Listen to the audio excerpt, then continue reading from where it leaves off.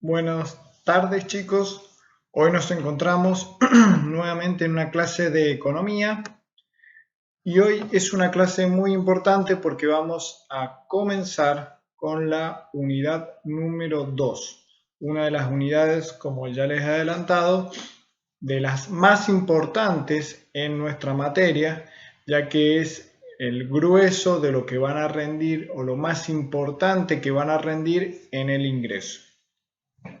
En esta parte de la unidad vamos a ver todo lo que ya definimos, ya sabemos, hemos empezado a diferenciar de mejor manera la parte de microeconomía con la de macro. Entonces, en la clase de hoy vamos a ver microeconomía, o mejor dicho, toda la unidad 2 trata y habla sobre la microeconomía.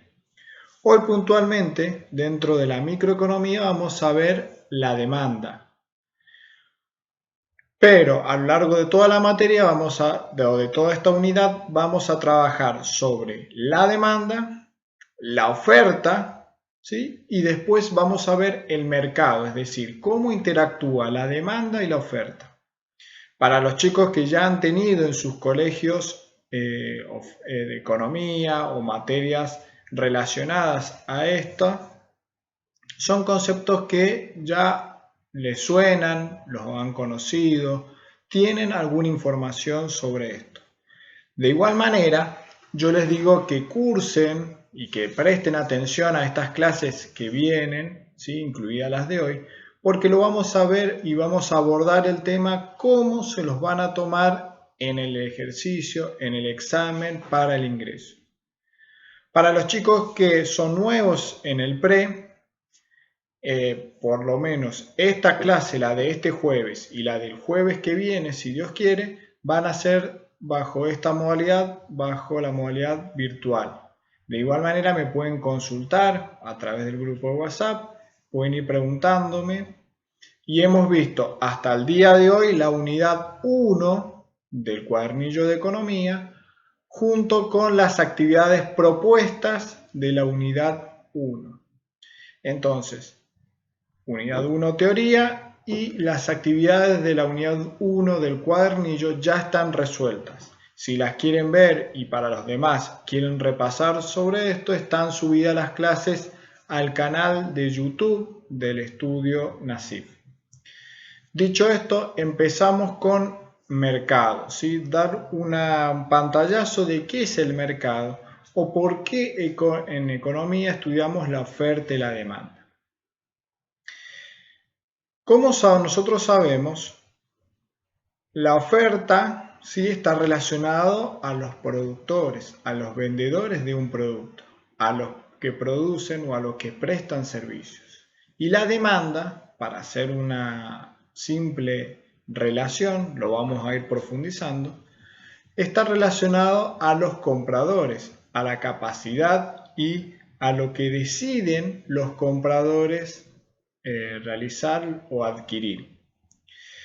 Pero para tratar enteramente el mercado, hay cosas que nosotros sabemos que se ven afectadas por la oferta y la demanda, pero que no los relacionamos a estos conceptos. Por ejemplo, cuando se pone de moda una ropa, la vemos en todas las tiendas de ropas. Empezaron a ser famosos o a usarse mucho los jeans que están rotos, ¿sí? Que están rotos en las rodillas o que están así rajados en las piernas. A mí particularmente no me gustan, pero se pusieron de moda. O los pantalones chupín para los hombres, o alguna camisa o colores para la ropa de mujeres. Entonces, se pone de moda la ropa, ¿sí? Así ese es el orden. Se pone de moda la ropa y la vemos en todos los negocios de ropa. ¿Eso qué quiere decir? Que de repente todos empezaron a producir esa ropa que está de moda, esa ropa que saben que van a vender. Y tal vez el precio aumentó. ¿Por qué? Porque se puso de moda, porque sé que aunque esté más caro que la temporada pasada la voy a comprar. Todas estas preguntas, y llevémoslo a otro caso típico. cuando es la época del melón, ¿sí? De una fruta en particular. Lo vemos en todas las verdulerías y el precio baja. ¿Por qué?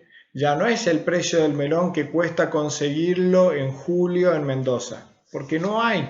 Es muy difícil, tenemos que ir a una verdulería específica donde haya frigoríficos y que tengan melón, pero si no, y obviamente a un precio muy elevado.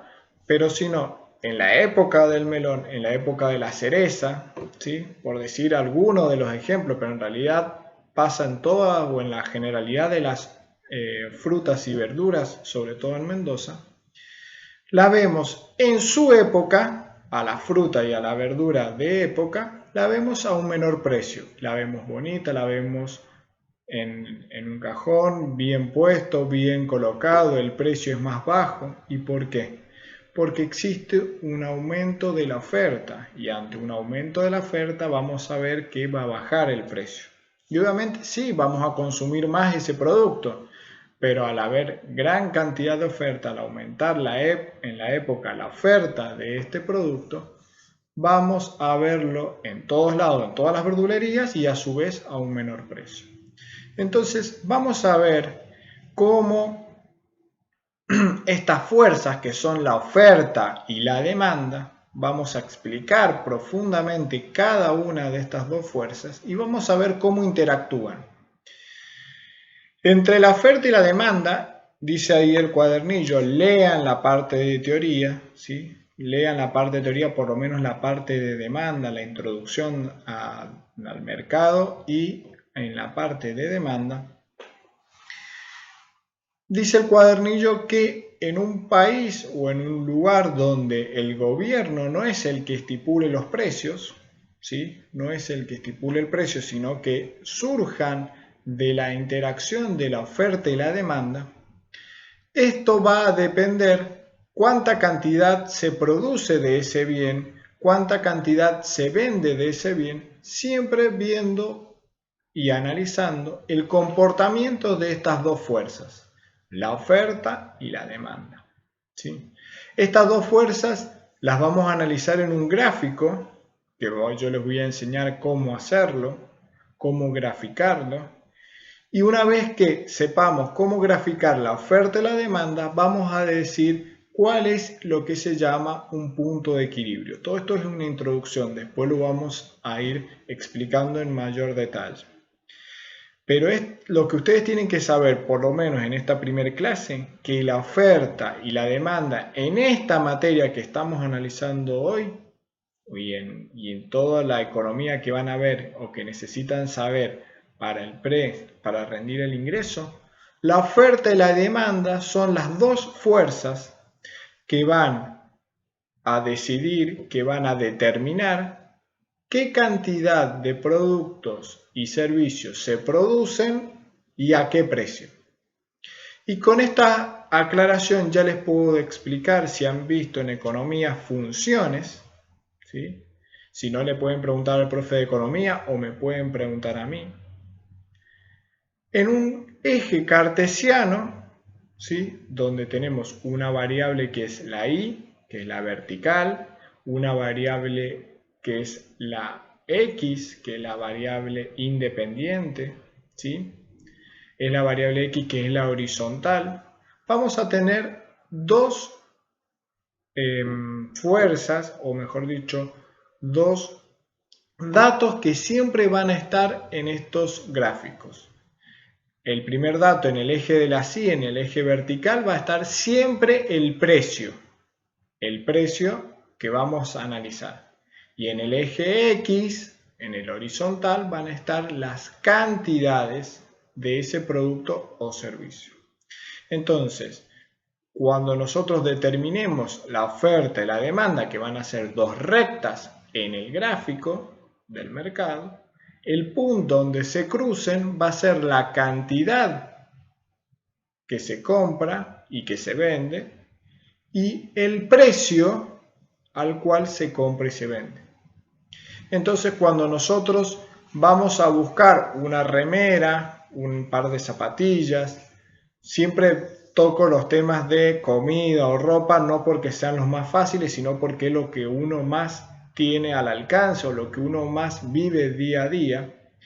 Pero cuando nosotros vamos a comprar esa remera que nos gusta y sale 2.000 pesos, ya ni sé, hace un montón no me compro remera, pero supongamos que sale 2.000 pesos, ¿por qué la tienda de ropa la vende a 2.000? Porque se le ocurrió al vendedor y puso el cartel 2.000, porque cree que la puede vender a 2.000, porque sabe que la competencia, una remera similar, la vende a 2.000, porque sabe que a ese precio la puedo vender y a su vez obtener una ganancia. Todas estas preguntas tienen respuesta en ese gráfico. Ese gráfico lo vamos no solamente a aprender a ejercitar, es decir, a desarrollar, a poder escribir y graficar, sino que también lo vamos a aprender a leer, es decir, a entender qué significan esas líneas que se cruzan de oferta y demanda, qué información puedo obtener de ese gráfico y para qué me sirve. Vamos al hecho concreto. Nosotros les van a poner problemas de economía, problemas de demanda, problemas de oferta, y de continuar la virtualidad seguramente van a tener que marcar una opción correcta, una o más opciones correctas. ¿Cómo voy a saber cuál es la opción correcta de acuerdo al problema que me planteen? Sabiendo graficar. Yo, haciendo bien el gráfico, la respuesta va a surgir por sí sola. Entonces, por eso la importancia de no solamente entender el tema, lo que vamos a analizar hoy, sino también saber graficar para poder resolver el ejercicio y después vamos a aprender a interpretar estos gráficos que nos van a dar la respuesta al ejercicio. Este es el pequeño pantallazo que les quería dar, hablando de mercado como una interacción de dos fuerzas, demanda, relacionado siempre a los compradores, oferta, relacionado siempre a los productores, a los que venden, y cómo estas dos fuerzas se unen y forman el mercado, de cualquier mercado. El mercado de las tazas para tomar media tarde, las tazas para tomar, del mercado de los autos, el mercado de la ropa, el mercado de las máquinas, el mercado del calzado, de lo que sea. Todo mercado en esta economía que estamos analizando está determinado por la oferta y por la demanda. Dicho esto, y dicho esta primera introducción, nos vamos a poner y vamos a hacer hincapié en la demanda. Hoy vamos a analizar la demanda. ¿Y qué es la demanda? Ya les dije, siempre relaciónenlo con los compradores. Y podemos definir muy sintéticamente a la demanda, que es la fuerza que describe la conducta de los compradores, la conducta o la decisión de estos compradores. Y esta decisión de los compradores va a decir que a cada precio, ¿sí?, a cada precio estipulado para un producto, yo voy a tener ciertas cantidades demandadas de ese bien, ciertas cantidades que estoy dispuesto a ¿qué? A comprar, porque relaciónenlo siempre con la conducta de los compradores. Entonces vamos a ver que siempre recordando cómo se grafica o la línea general de cómo se grafica, siendo en el eje de las Y el precio, en el eje vertical, que asciende, es decir, desde el eje de coordenadas, de donde se unen los dos ejes cartesianos, para arriba, aumenta el precio. El precio puede ser 100, 200, 300. Yo les voy a hacer un video analizándolo cómo deben graficar una demanda, ¿sí? Entonces, en el eje de las Y van a tener el precio, en el eje de las X van a tener las cantidades. A medida de que aumente el precio, yo estoy dispuesto a comprar menores cantidades de ese bien. A medida de que baje el precio, yo estoy dispuesto a comprar más cantidades de ese bien. Y piénselo con un caso de la vida cotidiana. ¿Qué caso podemos ver? Si yo compro, no quiero decir el mismo del cuadernillo, pero naranjas, ¿sí? Si yo compro, justo no quería decir el mismo, se me ocurrió la misma fruta, pero vamos a decir, si yo quiero comprar Coca-Cola, vamos a hacer hasta con un chivo también. Yo quiero comprar Coca-Cola. Y a mí el litro de Coca-Cola hoy me lo venden a 50 pesos. Si me lo venden a 50 pesos al litro de Coca-Cola, yo estoy dispuesto a comprar 4 litros de Coca-Cola, es decir, 4 botellitas. Ese es un punto de la recta de la demanda. ¿Qué pasa si la Coca-Cola me la dejan a 25 pesos, a la mitad? Yo voy a estar dispuesto a comprar no 4. Si valía 50 y compraba 4 Coca-Colas de 1 litro, si vale 25 voy a querer comprar más. Es decir, aumenta la cantidad que estoy dispuesto a comprar. Supongamos 6 o 7, ¿sí? 7, digamos. 7 Coca-Colas a 25 pesos. ¿Qué pasa si ahora el precio de la Coca-Cola vale, en vez de 50, que fue el primer precio, vale 60? Y en vez de 4 ya me compro 3, ¿sí? O 3,5, si se pudiera comprar 3 de 1 litro y una de medio litro. ¿Y qué pasa si el precio pasa a ser 100? Y en realidad ya estoy dispuesto a comprar 2 nada más, ¿sí? ¿Cómo establezco eso? Obviamente se los tienen que dar en el mismo ejercicio. Pero siempre la tendencia y vamos a decir, el sentido de esta curva, que en realidad se le llama curva, pero en realidad es una recta que define la demanda, el sentido siempre es decreciente. ¿Por qué? Y volvemos a explicarlo. Porque a medida de que disminuya el precio, aumenta las cantidades demandadas. A medida de que aumente el precio, yo estoy dispuesto a demandar o a comprar menos unidades. Por eso la función es decreciente. Siempre es decreciente. A medida de que aumenta una variable, disminuye la otra. Y a medida de que disminuye la otra variable, aumenta, en este caso, las cantidades demandadas, ¿sí? Es un poco difícil explicárselos así, yo entiendo, en el aire pareciera, por eso les voy a hacer este video específico filmándome cómo grafico una demanda. Y vamos a su definición. ¿Qué es la demanda? La demanda es la cantidad de un determinado bien o servicio que estoy dispuesto a comprar o adquirir, ¿sí? ¿Quiénes? Los compradores. A cada uno de los precios establecidos en un periodo de tiempo determinado, ¿sí? Y esta demanda siempre depende de ¿qué? Del precio del bien de los servicios, ¿sí? Y de otros factores que vamos a analizar. Pero la demanda es toda la recta, y una recta, esto hablando un poco en matemática, una recta es la sumatoria de puntos.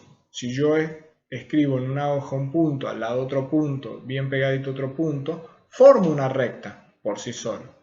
Entonces una recta, la definición de una recta en el plano o en el ámbito geográfico, es decir, geométrico, es la sumatoria de puntos. Entonces, ¿cómo se compone la recta de la demanda? ¿Sí? Le van a escuchar y van a leer la palabra curva, pero recuerden que es una recta. Se le dice curva, pero es una recta. ¿Cómo se forma esa demanda? Con todas las cantidades demandadas a los distintos precios establecidos o posibles.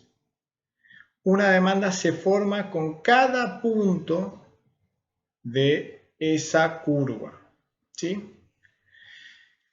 Y vamos a diferenciar dos conceptos importantes, que esto, así como les dije en la unidad 1 que les iban a tomar la diferencia entre macro y micro, Así como les dije en la unidad 1 que va a haber un ejercicio para que analicen beneficio menos costo.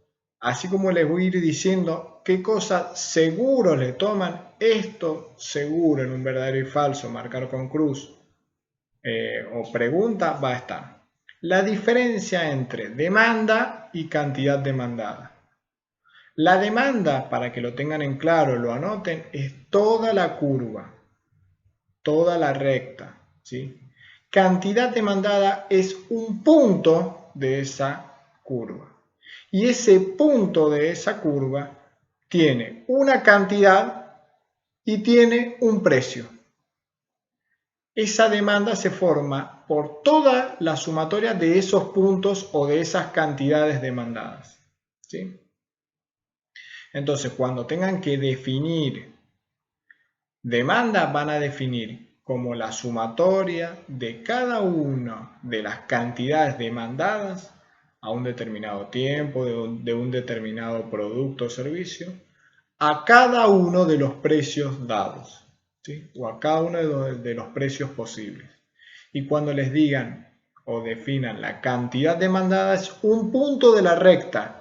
Y ese punto de la recta representa un precio y representa una cantidad, ¿sí?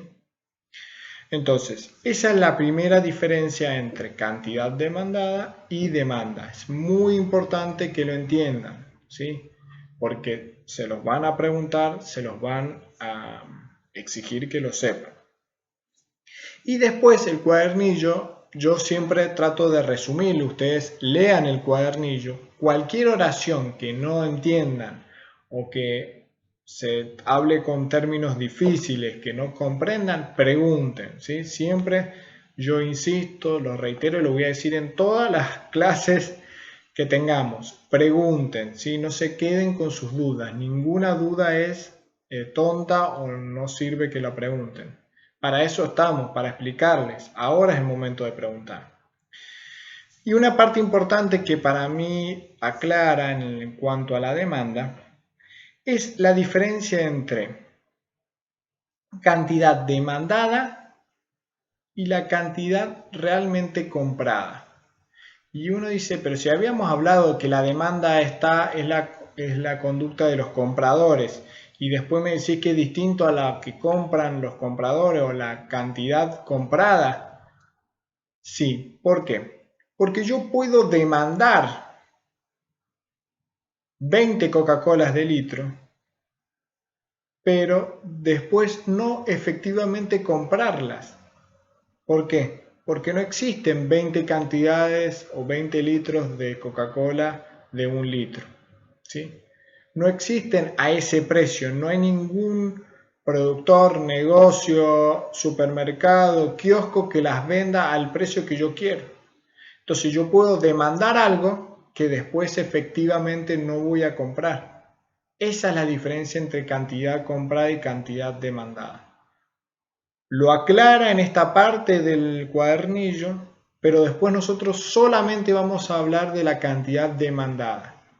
Lo aclaro, repito, porque lo menciona el cuadernillo, pero lo más importante es que ustedes entiendan la diferencia entre cantidad demandada y demanda. Son los dos términos, los dos conceptos que vamos a analizar y que vamos a estudiar a lo largo de toda la carrera.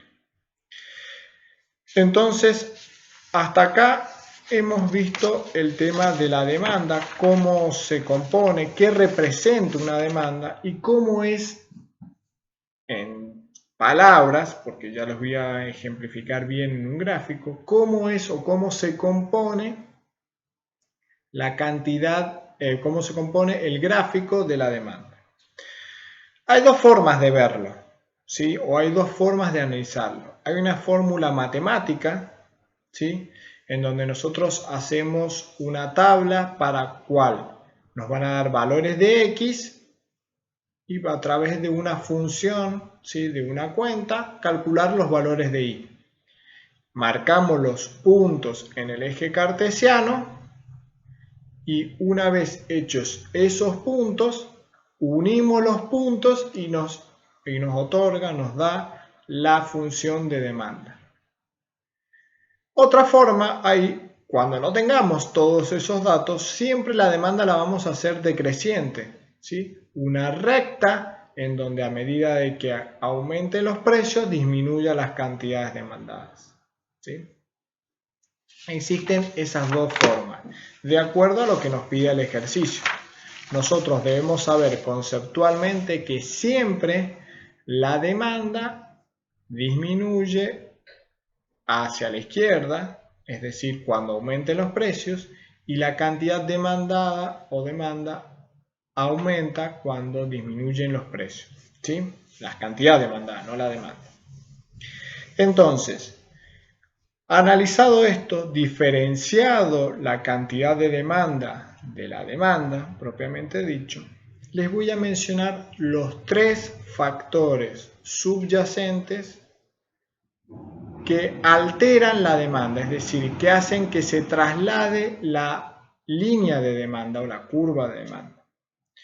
Estos tres factores son muy importantes, ¿por qué? Porque no solamente hacen que se mueva la curva, ¿sí?, sino que cuando analicemos el mercado vamos a ver que hace que se traslade el punto de equilibrio, ¿sí?, del mercado. Pero una vez analizados estos tres factores, son solamente estos tres y van a clasificar a los bienes, ya vamos a ver cómo, ¿sí? Son tres factores subyacentes. La palabra subyacente hace referencia a que son los tres factores que pueden alterar o modificar la demanda, ¿sí? Pueden alterar, pueden correr, ¿sí?, a la demanda. Entonces, para poder definir estos factores subyacentes de la demanda, vamos a entender a las variables que van a hacer o que van a modificar a cada precio las cantidades demandadas, ¿sí?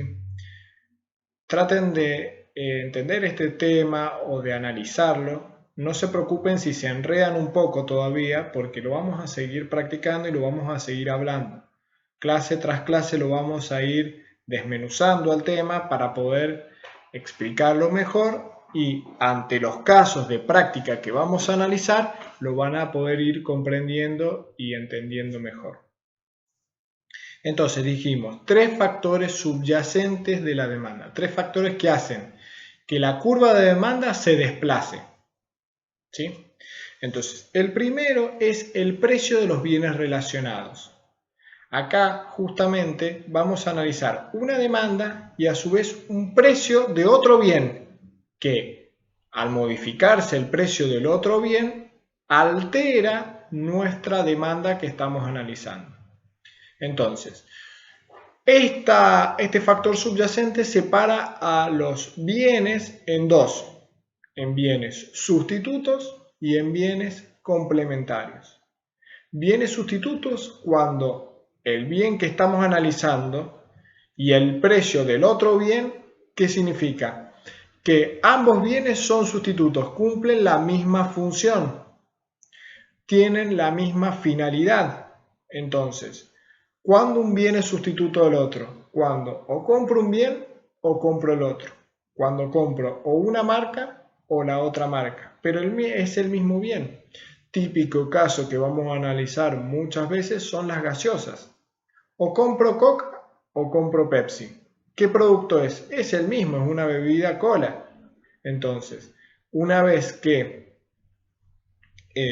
analicemos cómo la variación del precio de un producto altera la demanda del otro, estamos analizando este factor subyacente.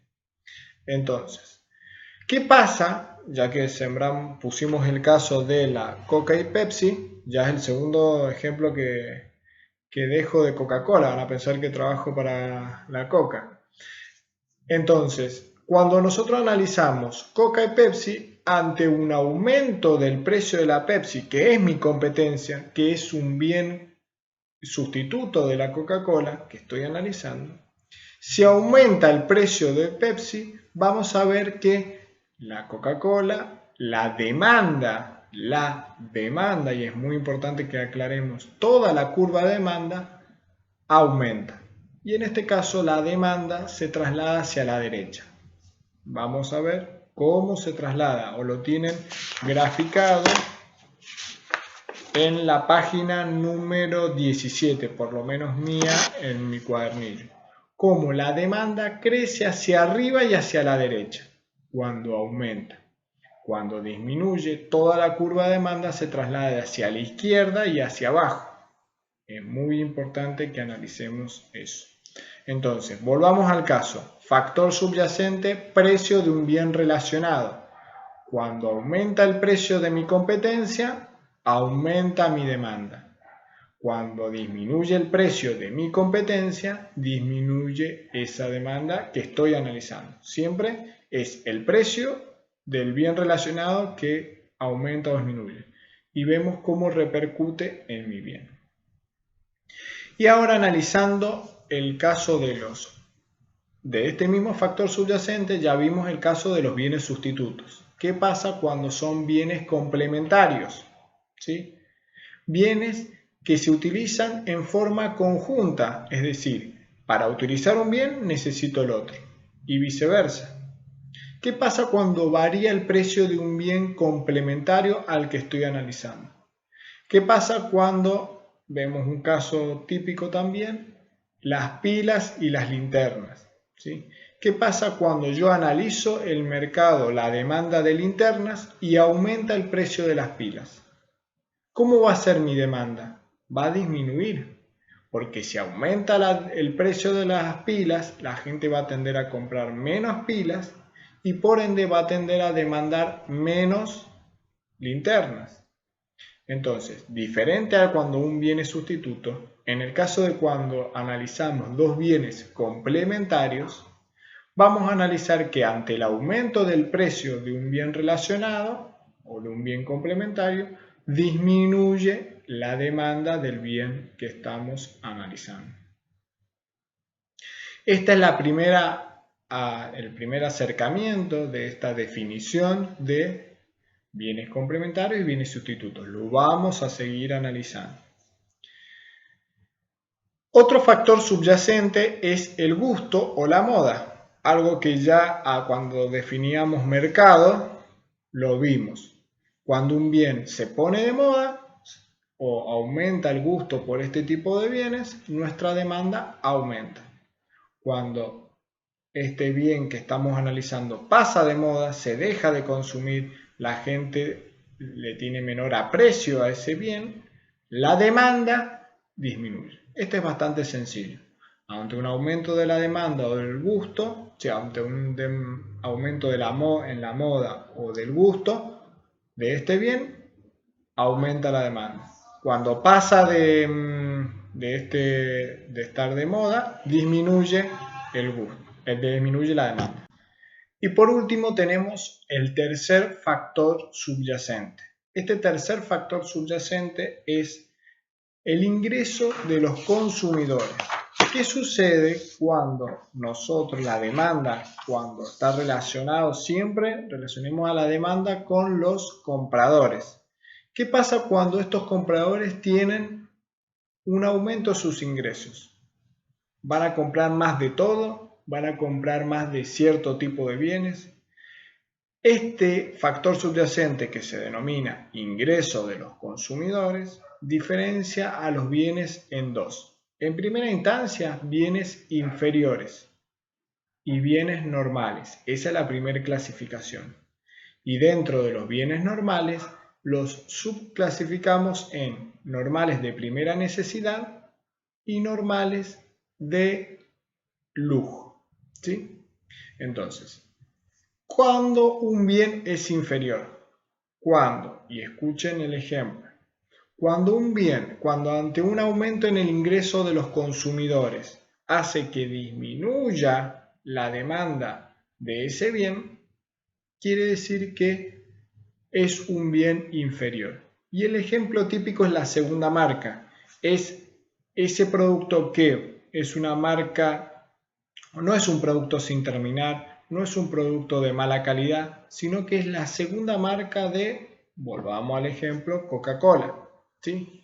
¿Cuál es la segunda marca? Una bebida cola que no tenga la marca o el renombre de Coca-Cola, ¿sí? Llamémosla Manaos, llamémosla Suco, llamémosla... Hay un montón de bebidas cola o bebidas de gaseosa que no son primeras marcas como Coca-Cola.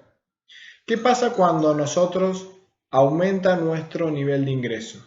Dejamos de consumir, no quiere decir que no compremos nunca más, sino que si antes comprábamos, por decir, 5 Manaos y una Coca-Cola, cuando aumentan nuestros ingresos, obtenemos más plata mensualmente, en vez de comprar 5 Manaos vamos a comprar 2 Manaos y en vez de comprar una Coca vamos a comprar 5 Coca-Cola, ¿sí?